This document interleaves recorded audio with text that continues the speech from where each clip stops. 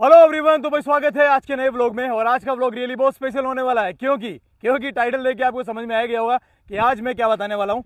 तो भाई आज मैं बताने वाला हूं कि आपको कौन सी गाड़ी लेनी चाहिए, स्कॉर्पियो, थार या फिर फॉर्च्यूनर। अगर आप थार ले रहे हो तो क्यों लेनी चाहिए, अगर आप स्कॉर्पियो ले रहे हो तो क्यों लेनी चाहिए, और अगर आप फॉर्च्यूनर ले रहे हो तो क्यों लेनी चाहिए। अगर आपको तीनों में से कोई भी एक गाड़ी लेनी है तो वो कौन सी लेनी चाहिए, वो मैं आज आपको बताने वाला हूं।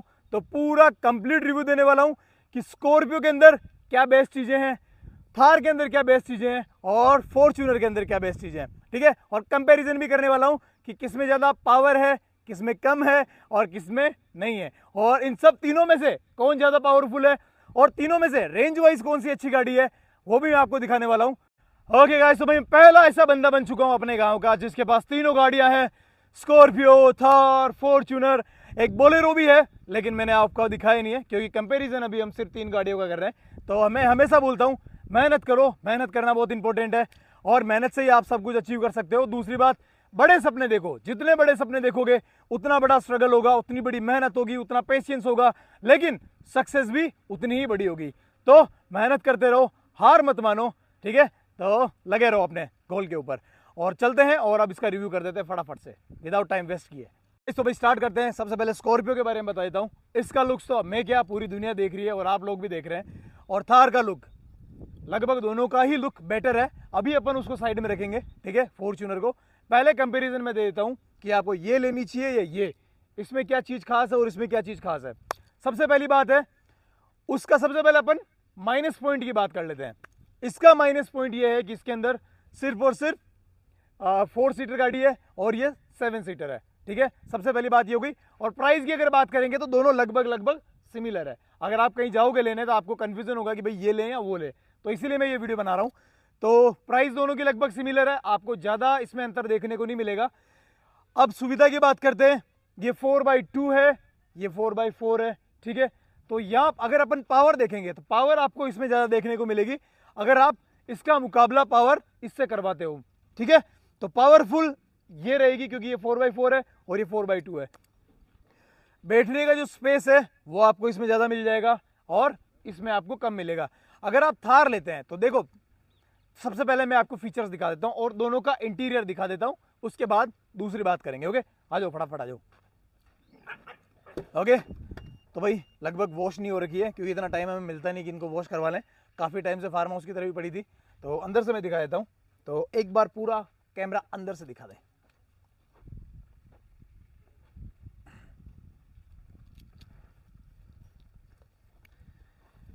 ओके, तो इसमें आपको स्पेस काफ़ी ज़्यादा मिल जाएगा बैठने के लिए और थोड़ा कंफर्टेबल बैठ सकते हैं।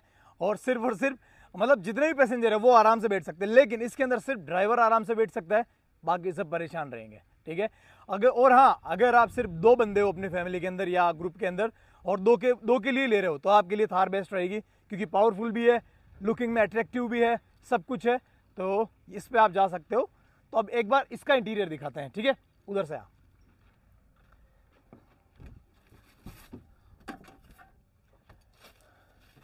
ओके गाइस, तो भाई इसका इंटीरियर दिखा देते हैं। ये आपको ऑटोमेटिक का मिलेगा, मैनुअल, मतलब जो भी मेरे को अभी इतना फीचर्स मेरे को पता नहीं क्योंकि मैं इसको बहुत कम चलाता हूँ, क्योंकि मोस्टली मैं चलाता हूँ फॉर्च्यूनर। ठीक है, मेरे को वो सबसे ज़्यादा सेफ गाड़ी लगती है और पावरफुल भी लगती है। ठीक है, तो अभी देखो इसमें पन्नियाँ भी नहीं उतारी है क्योंकि अभी तक ये बहुत कम, और इसकी पावर लगभग लगभग आप मान के चलो फॉर्च्यूनर को भी टक्कर देती है। अगर फॉर्च्यूनर में 100% पावर है तो इसके अंदर 80% पावर है कंपेरिजन फॉर्च्यूनर से। ठीक है, तो ये सबसे बहुत खास बात लगी। लेकिन इसमें एक माइनस पॉइंट है, जहाँ अच्छी बातें होती है वहाँ बुरी बातें भी होती है। तो अगर आपको कोई सुविधा मिल रही है तो उसका सुविधा का नेगेटिव पॉइंट होता ही होता है। तो उसके अंदर नेगेटिव पॉइंट ये है कि इसके अंदर सिर्फ कंफर्टेबल 2 बंदे बैठ सकते हैं। अगर तीसरे को बैठना है तो बार बार इस वाले बंदे को उतरना पड़ेगा, फिर वापस अगर इसको टॉयलेट आया है या पानी पीना है तो बार बार इसको उतरना ही पड़ेगा जहां मैं बैठा हूं। तो ये सबसे माइनस पॉइंट लगा।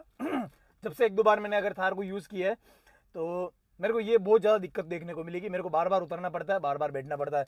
तो जब भी हम 2 बंदे होते हैं मोस्टली तभी मज़ा आता है इसको राइड करने का। और अगर आप दोस्तों में घूमते हो तो फिर इसका कोई मतलब नहीं है, तो फिर आपको स्कॉर्पियो लेनी पड़ेगी। भाई अब मैं आपको इसको स्टार्ट करके बताता हूँ मैंने अब तक इसको कितने किलोमीटर चलाई है। ठीक है, ये रहा। ओके, कितने किलोमीटर हो गई है, ज़्यादा नहीं चली होगी मेरे हिसाब से। सिर्फ और सिर्फ 1000 किलोमीटर हो गई इधर दिखा। गाड़ी को लाए हुए 2 महीने में होने 2 महीने होने में आ रहा है, लेकिन अभी तक सबसे मतलब कम चली है 1000 किलोमीटर 2 महीने के अंदर। तो मतलब इसका यूज़ मेरे लिए बहुत कम होता है, क्योंकि मेरे पास ऑलरेडी 2 गाड़ियाँ हैं। तो मैं मोस्टली फॉर्च्यूनर के अंदर ट्रेवल करता हूँ, क्योंकि मेरे को ज़्यादा सेफ गाड़ी लगती है और पावर के हिसाब से, सेफ्टी के हिसाब से, हर चीज़ से वो ज़्यादा पावरफुल लगती है। तो मैं मोस्टली उसमें ट्रैवल करता हूँ, वही ड्राइव करता हूँ। इसके कंफर्ट के बारे में, तो भाई कंफर्टेबल सिर्फ 2 बंदे हैं, एक ड्राइवर और एक बैठने वाला, ठीक है। बाकी पीछे बैठने वाला इतने कंफर्टेबल तरीके से नहीं बैठ पाते हैं, और अगर बैठते हैं तो फिर आगे वाले कंफर्टेबल नहीं बैठ पाते हैं। क्यों? इसका रीज़न, क्योंकि अगर पीछे वाले को कुछ भी पानी पीना है या टॉयलेट करना है, कुछ भी करना है, बार बार अगर उतरना है, तो हम इस वाले बंदे को बार बार परेशान होना पड़ेगा। अगर मैं यहाँ बैठता हूँ तो मुझे बार बार परेशान होना पड़ता है। तो मेरे लिए ये चीज़ माइनस पॉइंट है। और हाँ, अगर आप फैमिली में सिर्फ 2 बंदे हो तो आपके लिए सबसे बेस्ट है, या फिर आप सिर्फ कपल हो और आपके अलावा फैमिली में कोई मेंबर्स नहीं है, ऐसा वैसे होता नहीं है। लेकिन अगर आपके अलावा सिर्फ आप 2 बंदे हो, कपल हो, तो आपके लिए सबसे बेस्ट गाड़ी है थार। अगर आपके पास फैमिली है तो फिर आपके लिए स्कॉर्पियो बेस्ट रहेगी, अगर इन दोनों के बजट में अगर आप ले रहे हो तो, ठीक है। तो बाहर चलते हैं और एक बार अंदर से दिखा देते हैं क्या इसके अंदर क्या स्पेस है। देखो, और अभी भाई पूरा नया है, मैंने पॉलीथीन भी नहीं हटाई है, क्योंकि इतना यूज़ में आता नहीं है। मैं सोच रहा हूँ हटा दूंगा तो फिर क्या मतलब है, तो इसको भी हटा देंगे, ठीक है। अब चलते हैं स्कॉर्पियो की तरफ, इसको बंद कर देते हैं, चलो। ओके गाइज, तो भाई मैंने आपको स्कॉर्पियो भी दिखा दी और थार भी दिखा दी, लेकिन अब अपन बात करते हैं थार वर्सेस फॉर्च्यूनर के बारे में, ठीक है।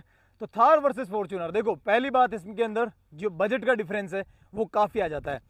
एक थार अगर आप खरीदने जाओगे और एक फॉर्च्यूनर आप खरीदने जाओगे, तो फॉर्च्यूनर के बदले में आपको 3 थारें खरीद सकते हो, ठीक है। इतना अंतर है, ये 60 लाख है और ये 20-21 लाख है, तो इतना डिफरेंस आता है।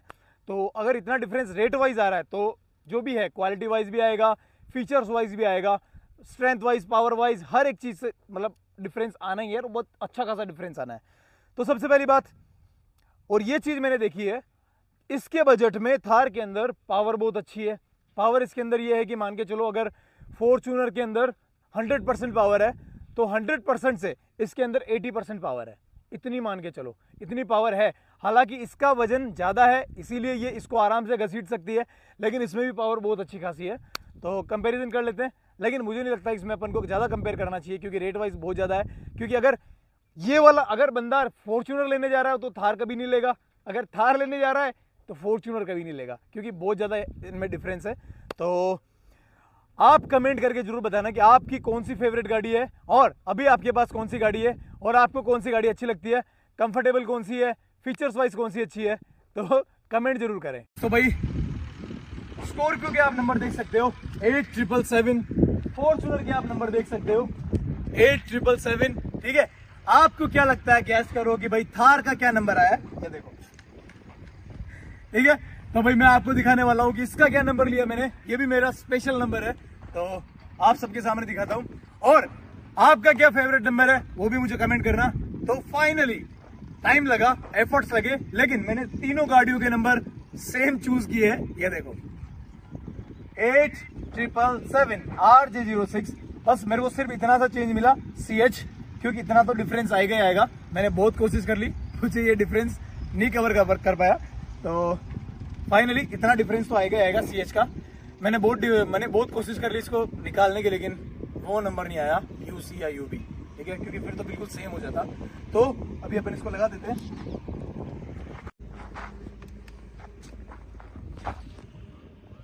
Okay done.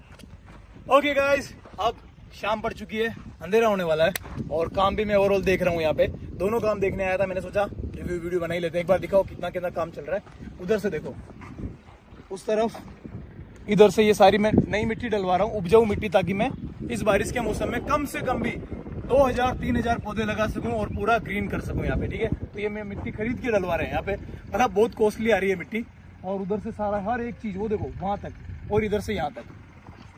उधर क्या काम चल रहा है मैं बताता हूँ। उधर हम एक बड़ा खड्डा खोद रहे हैं, जिसके अंदर पानी के, जो बारिश का पानी होगा उसको हम स्टोर करेंगे, और फिर गर्मियों के दिनों में पौधों के अंदर डालेंगे, ताकि उससे बारिश के पानी से पौधे बहुत अच्छी तरीके से ग्रो करेंगे। ओके, लव यू ऑल और बाय, मेहनत करो, आगे बढ़ो।